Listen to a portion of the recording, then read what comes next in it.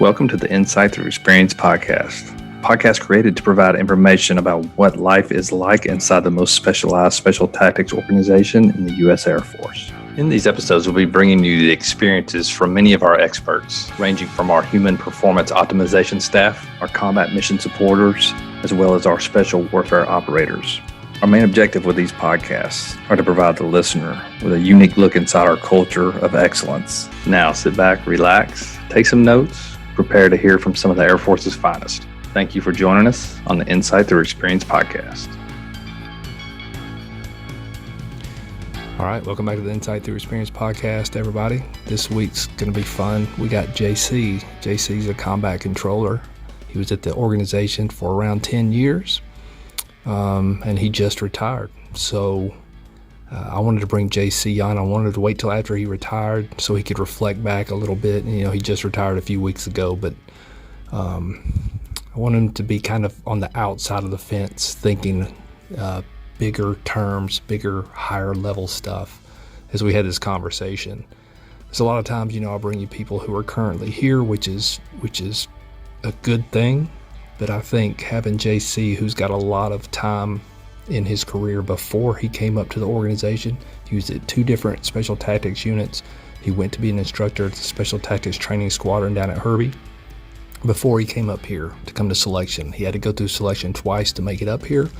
And then if you look at his 10 years here, the dude was, you could say, right time, right place, but he got to do a lot of incredible stuff that most humans only get to dream about. And he got to do it multiple times. And I would argue that's because he was performing at such a high level. He had those attributes that we cared about, that we think highlight that people can be successful up here. And JC's just an example of that. Whoever we attached him with, whatever he was assigned, the people that he was attached to valued him and wanted him back. And whatever he was assigned, he accomplished above and beyond expectations. So anyway, this will be a great episode. Hope everybody's doing good out there. Enough of me rambling. Let's get into this interview with JC. Thank y'all for tuning in to the Insight Through Experience podcast. All right, so I got JC on the line. JC, thanks for joining us, buddy. Hey, I appreciate you having me on. I'm excited to be here. Let's open up with you giving us a brief story of JC and how you ended up into combat control. I grew up in Georgia, played team sports growing up, wrestled, baseball, football. Really enjoyed that time. Kind of formulated a lot of who I was early on in life. Really bought into that team environment, and then also I think what wrestling gave me was that individual ability to go out on my own and perform and have to rely on myself, which comes in later on to be pretty important, pretty valid, good family life. But I think throughout everything, I just always found myself being that clutch guy, the guy that other people could depend on, whether it was somebody gets hurt, step up, fill in that role. Kind of the ranger up, cowboy up mentality kind of carried me through this last 20 years too. And just was looking for something. Once 9/11 happened, I was like, man, I got to do something. I came from a family of people that served and looked through a bunch of different routes. Looked at the Marines, they were backed up. Looked at the Navy, that was going to be 2 years. Little did I know, 2-year pipeline. And then looked at a couple other options, and then eventually had to have my parents sign for me because I was 17 at the time. And they both agreed that the Air Force was the way to go. And they signed, and that's how I ended up here in a nutshell. What year are we talking? This would be 2004 when I graduated and came right into the pipeline. So I graduated in May of 2004 and was at basic in July of 2004. How did you hear about combat control? The recruiter was like, hey, you want to do something kind of cool, swoopy? I was like, yeah. So he's like, hey, I have this thing called PJ. And I was like, what's a PJ? So he handed me the brochure. I was reading through it. Not throwing any shade on PJs. I was just like, man, it's not me. Wasn't really into the medical thing. And then I was actually cleaning his office one day, helping him rearrange some stuff. And I looked at the pamphlet for combat control, and I was like, hey, what's this? He's like, I don't know, man. I've never met anybody that did that. And, kind of like one of those, you probably won't make it, so don't even worry about it. When I took the pass test, I was like, I want to do that. So I selected combat control. We're going to skip a lot of the pipeline and stuff because everything's changed. If there's anything formative in there, though, please add it to what I'm about to ask you. But what I love about you and your time in is you had a lot of time at the 2 series units, and you were even an instructor at the Special Tactics Training Squadron. So you had a lot of maturity, more so than a lot of guys who come up to selection for the first time. So during those years out at the units and at STTS, what was the evolution you were seeing inside of ST at that time? So I got to the 2-1 STS in 2007, really the end of 2006. Showed up, and it was right in the middle of the surge. So my in brief there to kind of set the tone was Michael Monica set us down. He was an old, just hardcore 2-4 dude. He was my first introduction to the career field on the teams, and he said, "Hey, you're here to do 3 things, one of which I won't repeat, but you're here to fight, perform, and you can fill in the blank on the other." But that was kind of like, well, all right, cool, man. Like, this is what we're here for. Because dudes were at war whenever I showed up on the teams right away. I was hearing their sit reps every day. They were out there getting after it, and I was like, that's where I want to be as fast as I can. Basically, we had an awesome schedule there, and that kind of set the tone for my entire career. Honestly, Monday was like our admin day, and then Tuesday, Wednesday, Thursday we were training. Sometimes 18 hours, but it just depended on what was going on and who was available. And then Friday was like we'd do a team in a squadron PT event. It was like a monster mash, but they made it like combat related. So we were shooting and pulling Skedcos, doing TCCC involved in that. And I bought right into it, loved it. And I was just like, this is home. It made it exciting and easy to come to work every day. And I ended up going into the JTAC training pipeline at the unit there and got my JTAC rating in 2008. I was out the door on my first rotation to Afghanistan. I actually had to backfill a team member that was killed in action. And so that was my baptism by fire right there. I think I was in country for maybe less than a month and was already in my first troops in contact situation. So I've always been fortunate in the fact that I've been in good places to actually do the job that I came in to do.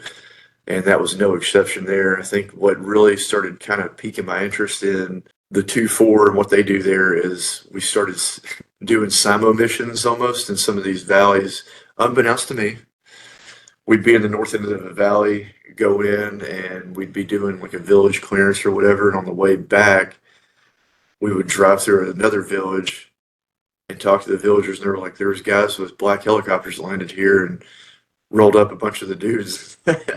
They're gone. We don't know where they went.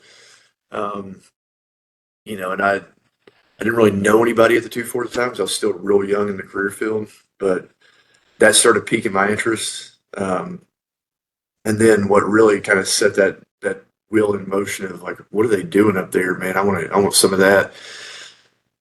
We got handed a target with the ODA I was attached to, and we went out and grabbed this dude. And there were guys literally on black helicopters that landed at the HLZ, grabbed this dude up with beards. I was like, man, one of those dudes, no one knew. No one knew. They didn't say anything, just said, hey, thanks. Grab that dude, and they were off to the races. I was like, man, what is that? The second really thing that I started seeing was everyone was super busy at that time. So this is now 2009, 2010. I'm in Iraq with a CIF, and we're working directly for a task force that had 2-4 guys in there, right? And all the entities you hear about. So I was actually seeing behind the veil there, if you will. And I was like, dude, this is amazing. Absolutely amazing. We were doing hits every night with follow-ons, multiple hits, and that was just a Tuesday at this level. And I was like, man, that's it. That's where I need to be. Hands down, that's where I want to go. Went to Okinawa. That kind of changed a lot of things for me. I was still working with a CIF. It was awesome over there. Got to do some presidential details and stuff, but again, this is like what 2-4 guys do on the regular. This was just, I was lucky in the right place at the right time. And that really stuck out in my mind. Um, and I also saw the battle space shifting overseas. We still had teammates going over down range and doing things and good stuff, but it was not it what I had known whenever I was running in Afghanistan and Iraq. Um, and I had some guys that had already been to the 2-4 by then, so I started talking to them and listening to what they're doing, how they do things, and the guys that were up there were pretty cool dudes. They were sharing like some of the equipment they were using, some of the way they mission planned, and that just kept drawing me in further. And it kind of really had morphed into, I started seeing it more and more whenever I went to STTS to be an instructor down there. It was a rewarding time being an instructor, but also at the end of it, I was like, I still want to stay in. And Canon was looming on the horizon. No, no shade on Canon, just not for me. They were starting to stand that up, and I said, man, if I don't make a move right now, then I'm going to be left here, at the train station waiting on the next thing coming. So I decided to take that into my own hands and, talk to my family. And I was like, hey, this is something that I just want to be sitting there on the front porch whenever I'm 60 and being like, that had been me? Could I have done that? So I pulled the trigger on that. That was 2014 when I applied. JC, how did we miss you? So I think this will be instructive for a lot of people who might be in their first assignment right now. You got a taste of what the 2-4 does, but then we missed you going from 2-1 and you went over to Okinawa. How did we miss you? Is there something you should have done on your end? Was it just not the right time for you? Like, walk some people through that who are also struggling with where you were at the time. So I was wanting to apply whenever I was leaving the 2-1, but I had overseas assignment already. I had a rip, and AFP Nassau and everybody like, nope, because they were trying to stand the overseas units back up. They had already kind of depleted them then. There was a whole drawing those teams back to the U.S., and then they obviously have rescinded that now. So I ended up doing my 3 years there. At the end of that 3 years, I had my first kid. I'd been going about 285 days a year over there, and I was, hey, I want to go to the 2-4. My wife was like, no, absolutely not. She's like, go get some instructor time, and then let's talk about it. She needed a little bit of a break. So that's how that happened. I think that's the story of a lot of people out there. And I think going back to your 2-1 time, for those who are sitting at their first assignment and they're wondering what's next and if this is the right time for them, if you wait until AFPC gets those orders dropped on you, you take all the power out of your hands and our hands, and then we put it in people who may or may not allow you to come up to A&S and try. So I love the story, and I love that you shared it, because I think a lot of people are in that little zone right now and trying to figure out that next step. Some of them with families who their wives are probably pushing back. Before we move on, if you had to, this is rough, an operator talking to spouses, but if you had to speak to the spouses out there, from the JC that knows everything now, the one that just left our organization, what would you tell them about the assignment? From where it was in that 2012 when I was 2009, 2012 when I was doing those PCSs to now, hearing the stories from the guys I knew, it has come, a whole 180 out. The full spectrum of the human performance staff here is just absolutely world class. They're here to absolutely help the spouses and the operators and the mission support team actually just keep at the mission and stay together as that family nucleus. The network up here is real tight. It's a small little network. You get in it and you're in, and it's a tight circle you run in here. I think this community up here, just living in this area, is really good too. We've really enjoyed it. Truly have. I'm not just saying that. Like, we have the U.S. Open coming through this week. It's awesome. They keep everything looking nice. but I think you have to have that strong nucleus here from your family side to be successful, and it's incredibly important. But it's also really rewarding. There's a lot of sacrifices too in that, but I think the juice is worth the squeeze because you see the reward, and you can see that what the community and what the nation means to the people that live here and that operate at this level. What got your wife over the hump? So like I said, I went from 285 days a year to all stop, no TDYs. We became an instructor, and she was like, "Can you volunteer for Ranger School or something? Get out of the house." Anybody that knows JC is laughing right now. Yeah. I can be a lot, I'll admit it, self-admittedly.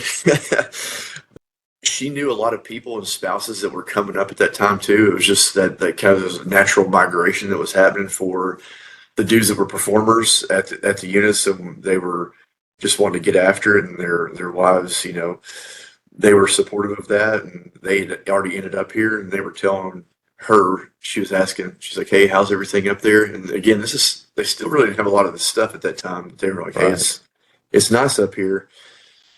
He's going to be gone a lot.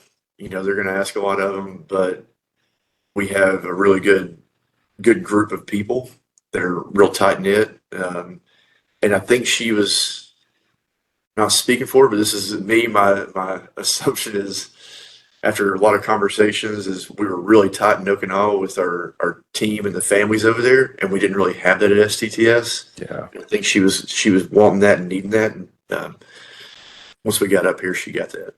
that's such great context of, as the operator himself, trying to manage what does his future career look like, and then how do I bring my family through that with me.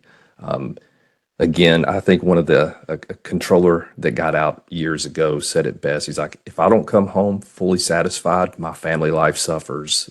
That whole relationship starts suffering." So he said, until I came up here and really found what satisfaction was in my job, he said, I then became a much better husband, a much better dad, and I was more plugged in when I was at home. So just some things to think about for the folks out there trying to make these hard decisions. We know it's hard. We're going to try to get another spouse podcast come up here soon. We've already done one in the past. You should go check it out. If you are trying to convince your spouse to come up here, we're not trying to necessarily arm you with things to say. We just want y'all to have a realistic conversation, kind of like JC's talking about. JC, we were still at war. I mean, we were at war when you came in. That's my generation. We weren't, right? We got to come in and really party for my first 5 years at the unit before, honestly, things started kicking off. But looking back, why were guys hesitant to come up to the organization then when we were at war? And now that there is no really declared theater of armed conflict, I'm just trying to draw a line to what were you experiencing back then and what was holding guys back, and then maybe what do you think are holding guys back now? I think, truthfully, like fear of the unknown. You don't know what's waiting on the other side, and that what you perceive in your mind to be like a dark place, maybe, or what it's just a natural human reaction. If you get comfortable, you're a big fish in a little pond. But it's true, there was a lot of big fish in a small pond. I mean, dudes that were doing just righteous things and getting after it. But one of the things that did cross my mind is, man, especially when I was working for the task force in 2009, 2010, I'm like, I don't have to go through selection to do this. I'm sitting here doing the similar mission. That's no longer true now. You're either behind the fence with us, or you're sitting outside looking in, wondering what's going on. So I think the fear of the unknown, and then some of the guys were just getting after it, and they were getting satisfied with the work they were being able to do, and it was great work. But I think nowadays that is 100% not true from everything I've seen in the past, we'll call it 5 years, 6 years. You either need to be invited to the party, or you need to already have the tickets to the ball. I mean, the only place where you're going to get the tickets to the ball is the booth that goes through A&S. Hey, if you want to be near the pointy end of the spear, this is it. Something I appreciate about you, maybe more so than a lot of other guys, is you keep relationships built outside the fence line. A lot of us come up, get inside the fence line, and really we lose focus on what's happening outside of our world. I think you are one of the guys that I've always valued and always try to bring into the recruiting front when we go on trips or just try to get ideas from you, is because you stay plugged into people outside. It's just your personality. You're great at asking questions and you're a very curious soul. So I've always loved, I mean, that's why you're on the podcast here. With the chaos of the unknown going on in outside the fence line, because I would argue there is no chaos of the unknown up here. There are some unknowns in our path, but we also have a lot of knowns that will never go away. And I think that's the stability guys like you love or loved up there when you were operating. Talk to the guys out there that are facing the chaos of the unknown right now and why the organization may help quell some of that for them. I think you hit on it right away, like the stability of the mission here. It's not going away. We've validated our positions here for decades now, really, and it's valued by the people we work with, and we see that time and time again. The stability is one thing. To break it down, really, if you're a controller, you're going to come up here and be a controller. You're going to need to be good at surveys, air traffic control, and joint terminal attack control, JTAC. It's critically important to your success here. If you're going to be a PJ and you come up here, it's your tech rescue, your trauma medicine, your dirt medicine. That's all critically important here. Same thing for the TAC-Ps. You're still going to be a JTAC, but you need to be able to shoot, move, communicate, and SR. You need to be good at your skills, and those skills are going to help carry you through for the missions we're looking at. I've never seen it more than up here. Anytime something happens around the world, like you could be at your house, it happened to me, watching the news, you'd see something go down. It's like, my phone's about to ring because you're the first call they get. And that's what I really enjoyed is the flexibility, a lot of really the autonomy of what we're offered up here at this level to do, because the level of training you get, they give you that trust and belief in your skills to go out and execute things that, quite frankly, people just write books about, and they wouldn't believe you if you went and talked about them. Like, I don't say that to be like, looking down my nose, but there's times when I was literally doing stuff and I was like, there's no way people are going to believe me if I told them about this. And it's just really cool. Like, I did my retirement ceremony a few weeks ago, and the dude that was speaking was talking about stuff, and there were some of my family members were like, was that real? And I was like, it's up for grabs. Believe what you want. It was, and some of it I forgot about, frankly, just until he had reminded me. It was just, those are the types of missions you get to do up here. And I think the quality of human you work with here is just, that's what blows me away, honestly, is you meet some of the most incredible people here. They're all extremely driven, extremely intelligent, and they just want to get after it. Dudes that are 250 pounds, but they know how to do coding. It's just weird Yeah. in a good way. But you're like, man, where do we find these people? And I get to work with people like this, and there's no like, hey, can you do this? It's more of like, hey, I'm going to do this, and I'm moving out on it unless you tell me otherwise. And I've always really enjoyed that. This is the closest place to crisis. So what I mean by that is for those things you see and read about in the news or you hear about on the teams that are happening all around the world, this is the closest place to get to those crises to be able to affect that battle space you can be in the DoD. And that's what really drew me in. Why is this a good choice for officers? I think we have seen not a drought, but we've seen a reduction in officer applications over the last year or two. There's many reasons why that could be, but just talk to that for a moment. What does an officer achieve or get to achieve up here that he might not have opportunities for elsewhere? So this is something that I'm very passionate about. I was an OTC instructor for a while, and the commanders that we had there were pretty phenomenal people. I would argue two of the best officers I've ever worked for. We stood up a Ground Forces Commander course as part of our course, and I don't know that that's going on anywhere else in the pipeline. I don't know. Truly, I don't know if they're doing that anywhere else. But you're going to live and breathe and train with the guys coming through OTC. You're one of them. You're not treated any different in the house. You're not treated any different unless you're in a leadership position. You get to just hang out and be a 6IC and pull a trigger. And frankly, we're all being honest, a lot of the officers I talk to, they're like, I love that. Not that they're shying away, but it's good to have that, be able to pull back and just see, just breathe and live a little bit. The officer too, up here is different because you're used to being a crow or a ALO or a stow, and you're kind of pigeonholed, I guess, a little bit for the team construct. Here, it doesn't matter. We don't see the color of hats or AFSCs. They're AFSC agnostic whenever it comes to that. If you're the right guy, they're going to send you to the place in the organization where you're going to be the most effective. Add to that, I think for guys who like to solve problems, especially if you're an officer, you're going to be handed things up here that will, JC said it earlier, that will absolutely blow your mind, that you probably can't believe that we're trying to solve up here. And you'll have resources and manpower, and we'll surround you with the best humans we can surround you with to help you get to that end state. So if nothing more, come up and do 4 to 5 years as an officer and just get the breadth of experience that lies in this joint world. And I think it'll just build you up. Before we get into your illustrious career, let's talk combat control inside the command real quick. So I feel like CCT dudes have been taking a hit. The career field in general feels like it's just been taking hits on the chin over the last few months, maybe up to the last few years.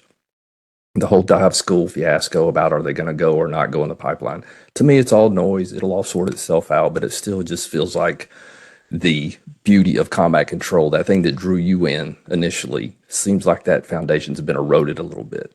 So I want to talk about combat control and the value that it brings to the command, because I think if guys and girls possibly out there listening can hear what that value is, then they can see, holy cow, man, like without combat controllers, nothing really can happen on the battlefield. So can you just, your experience, your time up there, can you just riff on that a little bit about what CCT brings to the command? Yeah, so if you can take one combat controller and you can put a conglomeration of people around them, be it stows, rangers, doesn't matter, they can establish an airhead anywhere in the world, right? Which is something that you can't find anywhere else. What's happened in the past is where gone into these countries, and somebody there that is there full time, we'll say, has been like, hey, I need an HLZ over here, LZ over there. Yeah, no problem. I'll go out and survey it, get that survey back to them, and you're building rapport. Because then they already automatically see it as value added. Whereas, I'm not throwing shade, but they might just look over here at this other guy and be like, it's just another trigger puller. Like, this dude is versatile. He can do these different things for me. And that's built up a lot of equity in some of these other environments with host nation or other entities that are working inside of that host nation. And that's paid off long term for us. Well said. I think when OEF kicked off, I was in the command 4 years working with our Army and Navy counterparts, and our value to them looks a lot like JTACRI and not much else, maybe some comm stuff. And then OEF kicked off, and then we needed dry lake bed landing zones just so we could get into the targets we were going after. And all of a sudden, what we did for the command just rose in prominence. For a while there, that's all people could talk about because we were opening up, so like you said, so many airheads and so many avenues towards things we were wanting to go out and strike or rescue. So it was awesome to watch that. So I'm kind of just getting this conversation back out there again, too, to remind everybody that that's still there. There's nothing I would argue our command can do without at least that capability ready to go and add value to whatever mission we're going to do. Because sometimes it's going to be that little desert landing strip that you're going to get out whatever you went to go do. That's the only way out of country for that piece or that piece of equipment or whatever it is. So, yeah, fabulous. But let's talk about you now, because I'm going to go ahead and tell the audience, man, I fancied myself a jump expert. I was the first accelerated free fall instructor. I went to tandem course. I had over 1,000 jumps. The war kicked off, and I'm like, man, I'm in the right position. The first jump went off, halo, and I'm like, oh my God, this is an option now, man. I'm going to get some jumps. And out of the probably dozen jumps that happened across the force, I got absolutely 0 of them and never ended up with a combat jump at all. And then here comes JC, really after the height of the war. So it wasn't winding down for us. We still had some really good rotations for the next 8-10 years.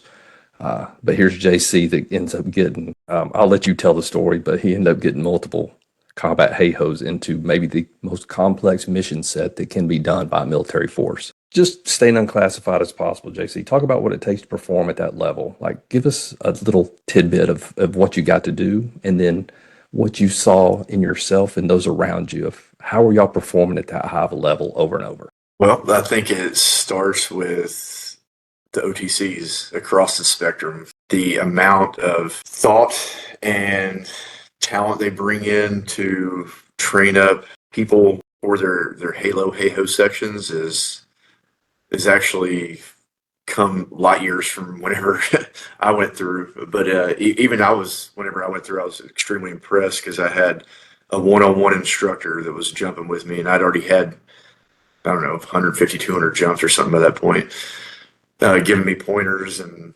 talking about canopy control and all this stuff. So they get you really comfortable doing things that they wouldn't let you do anywhere else at that time. I'd been in 11 years, came up here, and they were like putting Oz on your face and using ATAC. I was like, huh? I'm on a parachute. They're like, yeah, use that. It's dangerous if you don't. And I was like, once I did it, I was like, wow, this is really dangerous. I've been doing this for so long without it. And now that's a known quantity across the board. Everyone does that. But you get really comfortable being uncomfortable, if that makes sense. Strapping things to yourself that you're like, there's no way I'll be able to fly that. They teach you how to fly it. If it's like, hey, this is something that may come up down the road, you're going to train under canopy in the I don't know, wherever that may be. Working with the entity I did on my first, I knew they valued jumping a whole lot. So learning their SOPs as soon as I got there to feel comfortable with it and the way they do things.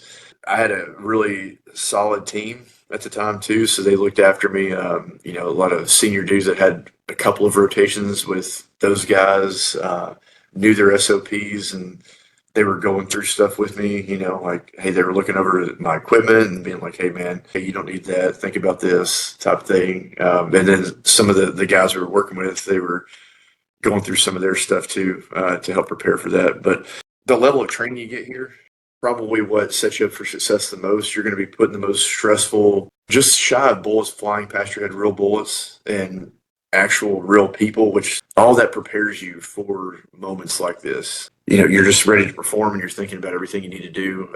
For me, it was like, hey, what am I going to do to keep everybody around me safe and be able to affect the mission? They say for guys who haven't experienced that, what consumes most of your energy? Are you trying to balance back and forth your job that you have to do once the jump is over, or is the jump for some people, and maybe even you, does that start consuming most of your effort? Because once you get on the ground, you're going to be fine because you've been trained to do everything else. I remember the E9 that was with us. He was on the radio. We're sitting there all jocked up, O2 on, all that good stuff, and just the green spill of the light in the back of the C-130. You're like, okay, man, this is happening. You're kind of soaking it in. I'm sitting there looking at my notes I have. Like, hey, these are extremely important calls I can't miss, and going through that whole rhythm in my head. But he got on the radio and he was like, hey, it's just another day at the office. Like, get up, check your buddy's rig, make sure he's good to go, do your last minute checks before you walk up to the ramp, pull your prescribed altitude and get in line. He's like, everything else is going to take care of itself as long as you fly your slot. And what I mean when we say fly your slot, get where you're supposed to be in your stack, so the dude in front of you, the dude behind you, in your sun position. And that really resonated with me because I was like, man, okay, let's break it down even further. Like, came up with a mental checklist, and I carried that through all those jumps, and I broke it down every time like that. Hey, just get up there, stick the exit, get out on your count, make sure your chute's good, and then fly your slot. And as soon as I got my slot, it was like just training took over at that point. Not to say that wasn't training, but that was like the most critical part because there's a lot that can go wrong in that 2.5 seconds there. You're comfortable talking to aircraft under the radio or on the radio while you're under canopy, and you're watching everything around you. And I think probably at least 3 of the 4 times I never saw more than 3 dudes. If we're just being completely honest, you are scared in that moment too, but you rely on your abilities and the capability of the dudes around you, and you're like, man, we are pretty lethal still. Let me just riff on a couple of things that I'm hearing you say right now. First off, the imprint that left on you is amazing hearing you retell it, because I can almost feel it just from the way you're describing being in the back of that aircraft. So I want to ask you, if I forget, man, remind me, but I want to ask you, is that one more imprinted in your brain than the other three? I'm sure all of them you can remember very well, but which one stands out the most? I would guess it'd probably be that one, but I'll let you answer that. And then I think everybody's idea that things are going to be perfect, like I think that's what OTC teaches you for. No, you're just going to be good. And when things don't go perfect, you can figure it out. And I'm going to find three dudes and I'm going to land with them and things are going to be okay. I think, to me, at least when I got done with OTC, that's the superpower it gave me, is just being okay with imperfect, because we're going to freaking solve the problem anyway. I'll answer the first part, but don't let me forget that second part, because you summed it up really well. No, that first jump was really, that stuck with me. That was probably one that I remember the most. There was a lot of emotional highs and lows for a variety of reasons that we can't really discuss here on that. Just leading up to the jump. Probably the other one was, you start jumping out of different platforms for some of these things, and that brings up a whole new set of issues and considerations. And just watching, we talked about the talent earlier, but going back to that, it was like, okay, now we have these other platforms we're jumping out of. We may not all be together, different sticks. How does this all happen? And literally dudes just sit around the whiteboard, some of the SMEs in the room, and they just start doping it out. And you're like, man, that might work. And then you go out and you try, you give it a shot, hopefully before you execute, real world. And you're like, man, this actually works. And then now it's an SOP that the command uses, because some dudes were just sitting around and, Country X thinking about this. It's like, man, we can do that. Like, we need to make this mission happen, but this is what we're limited to. But some people see that limitation and they're like, no, we can't do it. And, people up here are like, I'll take your limitation. I'm getting out that door and off that ramp to go execute this mission. Right. And that's just the mentality of it. I learned that on OTC, being comfortable with the ambiguity and the imperfection of things that go wrong. And that's where we make our money, is being able to, flex on the X, as they say. But it's true. There's a lot of value in that, of when things go completely sideways, being able to step back and go to that balcony level and look down, pull yourself out of the moment there a little bit and take that 360-degree look and that three-dimensional battle space and be like, okay, how can I affect this problem? Everything's going wrong that can go wrong. Some of these missions I've ran, we've executed 9 to 11 contingencies, but what I learned from OTC is being able to pull that, go to that balcony level and look around and be like, man, all right, I need it. These are the priorities as I see it. Go talk to your GFC. Be like, hey, here's the priorities I have right now. Do these match yours? Yes. All right, I'm solving these for you. I'm going to get right back to you. And you just start knocking plates down, just one after the other. Everybody up here is a perfectionist to some extent, but the guys that are able to kind of quell that and just accept things for what they are in the moment have a little bit more success, because they don't get wrapped up in like, hey man, everything's not going as I planned and my plan is coming off the rails and that's all I knew. That's the ability of that free thinking problem solving. Think about your time operating before you came over to OTC to be an instructor. What stands out? Like, what are you most proud of? And I know you're a pretty humble dude and you don't like to talk about this stuff, but staying above the classified line, what stands out as you reflect back on the wonderful career you had here? Having the respect of the people around me, and them wanting to work with me. Like, whenever I'd go away from the Army or Navy, I'd come back and they'd be like, oh man, you're back. It's great to have you back. And just feeling like that warm welcome based off of the performance that you had with them the time prior, that you had that trust of another warrior, somebody that's been in the arena, and you're like, man, those are the dudes I want to have the respect of, because they're going to be the ones standing my right and left, on the battlefield. But knowing it was genuine, and they were like, they just, they still keep in contact with you. I run into dudes around town here all the time, and there's a couple of dudes from the Navy I keep in contact with, and they're just knowing you've done everything you could to help bring those dudes back and home and keep them safe on the battlefield, and you still executed the mission and accomplished it, was probably some of the best, the most memorable things that I have. Some of the things that you just said, some of the things that we hired because you had those traits inside of you allowed those people to value you at that level that you're talking about, and still, like, every time they saw you, like, be happy that JC's coming back to support them. Like, I think you just summed up the magic of what we're really trying to find, and that's probably talking to interpersonal effectiveness. We don't need to get nerdy about the words.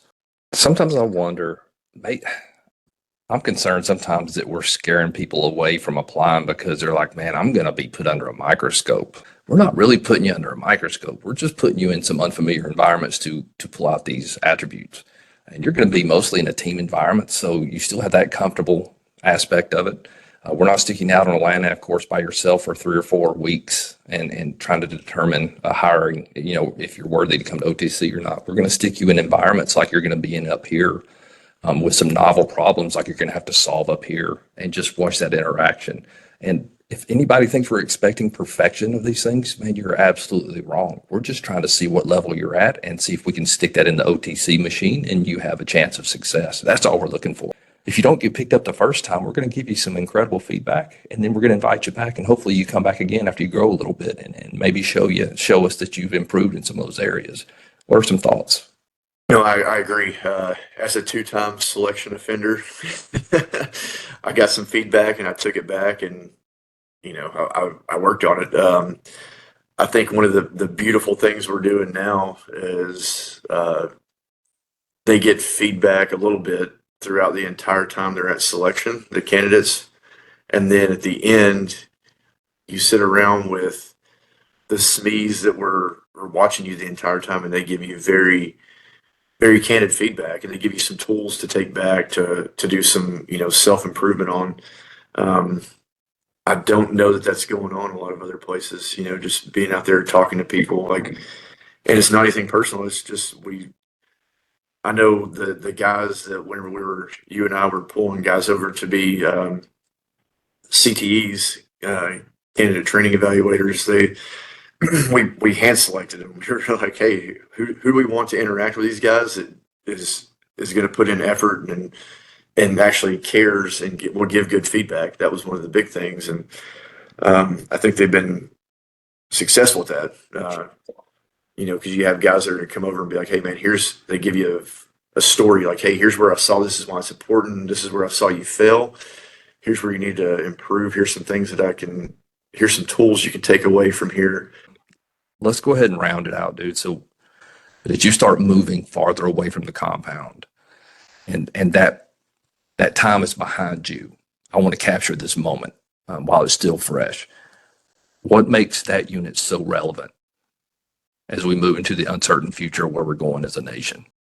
The uniqueness of the expertise on that compound, and the willingness to look at those problem sets that others have shied away from, I think is going to be, for that next ridge line, is what's going to keep the unit relevant in the future.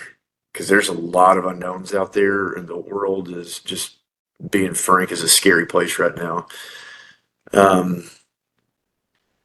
Having the really the autonomy and the funding and the means to look at those problem sets and come up with solutions to them, like unique solutions, not just, hey, this is, you can literally like deep dive each one of those problem sets, go out, train to them, come back and be like, okay, this didn't work. Let's try this again a different way. Are these TTPs still valid, that we've been relying on for so long? And I think what we're finding is no, they aren't. So we're able to actually shape the career field and some of the stuff that the DoD's doing right now at our unit. And that's pretty awesome to know you have some fingerprints in that, and the way they do things. I think honestly, like even going back to the selection model, the things we're doing there is pretty novel because there's a lot of people, you live this every day, but while I was there for a year and some change, there was a lot of people from outside coming in, being like, wait, what are y'all doing? Why are y'all doing that? And then they see it and they're like, wow, like we never would have thought about that and done it or even really tried it. But it's truly working. Um, and the other part about this, and I think we've already talked about it, it kind of goes back to this previous statement, is the caliber of human we bring in, that drive and that focus on the mission, and the passion they have for it is something that always has stood out to me. I was never the best at anything I did up there. I feel like I was treading water with my lips above the water line every day there. And that was part of the drive. Like I didn't want to let anybody down around me. That was probably the scariest thing for me. I just didn't want to let anybody down around me. And that was like true fear. Not in a bad way. It gave me, the drive and the want to get up in the morning and, hey, my back hurts, my knees are hurting, but I'm going to get up and I'm going to go ruck, or I'm going to go, work out and do this workout because I know my teammates are depending on me. And that the selflessness of the people here and the servitudes they have to the nation and one another is something that has just always been pretty amazing in a lot of ways. It's hard to do that whenever you're in the moment, be able to step back and be like, man, this is some of the most like humble people, the most sacrificial people. Without getting into all the details of the missions we run up here, like the missions are very sacrificial. Like you get to do the swoopy things, but you're not really the mission whenever you get right down to the brass tacks of things. It's something else or someone else. And you're just the mechanism to get there, to do those things. I think some other things that'll keep us relevant in the future is just the rapid pace of change within the command at large. The resources you have here are pretty amazing too. We stay at the cutting edge of technology. We have people out there across the battle space bringing in those new, fresh TTPs and things from different conflicts around the globe. So we're able to get that information really rapidly. That's one of the things that's always been really impressive about this place. You come into the Air Force and you're like, man, things kind of move fast, and then you get up here and you're like, this is warp speed. This is crazy because they're like, we're making a decision and we're rolling with it, right, wrong, or indifferent, but this is the direction we're going. And I think it would be frustrating if I went anywhere else, honestly, because of the pace with which change happens and is implemented. And that's one of the things that I've really valued over time here is, hey, there's a new thing emerging, a new threat emerging. It's like we're going to go stare at this for a little bit and come up with some solutions to it. And usually the question is, okay, what do you need? How much money does it cost? Not that that's really a factor. They just need to know who they need to ask and what pot they need to pull from, Right. And where you need to go. And that's usually really it. As long as you can justify it and relate it back to, some of our charters and things, you're off to the races. JC, I appreciate you being on here. And before we go, I'm going to say one thing, and I want you to riff on it if you wish. I feel like these days, if we get back into the recruiting and operators, I feel like these days guys are making this some kind of weird binary choice. Like I either go to the 724 or I don't. It can be both. It can be yes and both, right? To me, and what I try to tell guys earlier in their career when we see them in the pipeline is this should be just a goal at some point on your career timeline. This shouldn't be the only goal. This should just be a goal, a notch on that timeline. And you not get so constrained about, man, if I go up there, I'm going to be there forever.